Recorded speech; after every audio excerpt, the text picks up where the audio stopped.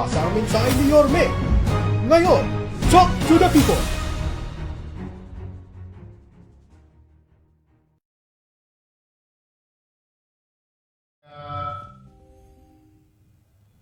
Hi, mga kababayan ko sa lungsod ng Maynila. Pasensya na kayo, may technical difficulties yata. But anyway, I hope you can hear me very well. Sa ating mga kababayan sa lungsod ng Maynila, sa aking mga minamahal na lolo't lola, mga senior citizen, mga nanay, tatay ko, at mga batang Maynila, ito po ang inyong lingkod sa oras na what you call Talk to the People, programa ng Manila Public Information Office, kung saan ito'y pamamaraan ay pabatid sa inyo sa lalong madaling panahon ang mga nagaganap at magaganap sa ating lungsod. Ngayong araw po na ito, ito po'y saglit lamang pwede ko pong mahiram ang ilang minuto ninyo, and kung kayo naman po'y nakapanood dito, please do share to your friends and loved ones. Ako po ay nag-broadcast ngayong oras na ito, mananghali, at sana nga po kayo'y ligtas at nakapananghalian na. Sapagkat sa nakakagulat na nangyari na naman, nakakalungkot na salitang na naman. But, ganun po talaga. Yun po ang sitwasyon na nakalulungkot sa Cebu, province of Cebu. Hindi pa ho sila nakakabangon halos sa naganap na lindol. Ngayon naman po hinambalo sila ng bagyo. Itong si bagyong Tino. Ayon po sa NDRRMC, as of 11 a.m., ngayong araw na ito, malaki na po ang pinsalang nagawa sa malaking bahagi ng Visayas at some portion of Mindanao. 66 na ang nasawi, 10 na nasugatan, at 26 ang kasalukuyan nawawala sa iba't ibang rehiyon. Now, before anything else, on behalf of the people of Manila, sa mga kababayan natin dyan sa Visayas, lalo na dyan sa Cebu, ay kami po, ako, sa po ng aking pamilya at mamamayan, ay nakikiramay at nakikidalamhati sa lahat ng pamilyang naperwisyo at mga pamilya na nasawi ang kanilang kaanak. Nakakalungkot man,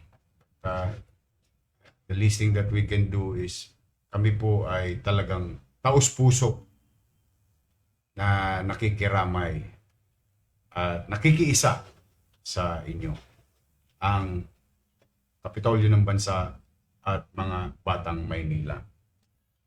Ngayon po ay sabi nga po ni Cebu Governor Pam Paricuatro, if I may use her term, Tino is worse than Odette in terms of rainfall. Itong Tino ay grabe yung flooding talaga, ayon po kay Governor Pam Paricuatro. So now, therefore, mga kababayan ko,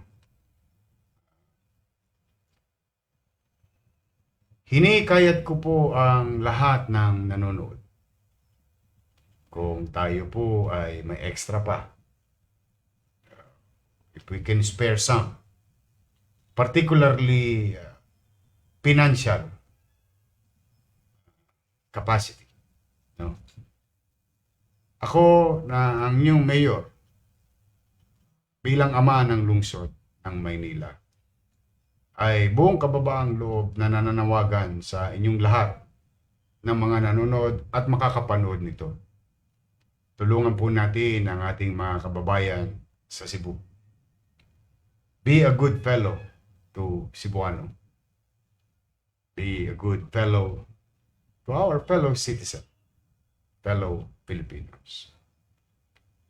Kaya po ang inyong pamahalang lungsod ng Maynila, in our own little way, just to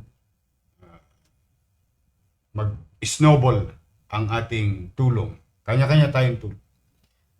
Ang inyong pamahalaang lungsod, a few minutes ago, I just signed, in our own little way, 1 million peso donation to the province of Cebu. At kayo naman po na mga kababayan natin, kung meron po kayong gustong itulong at gusto nyong tumulong, wala pong maliit, wala pong malaki. Bawat tulong sa kapwa ay mahalaga.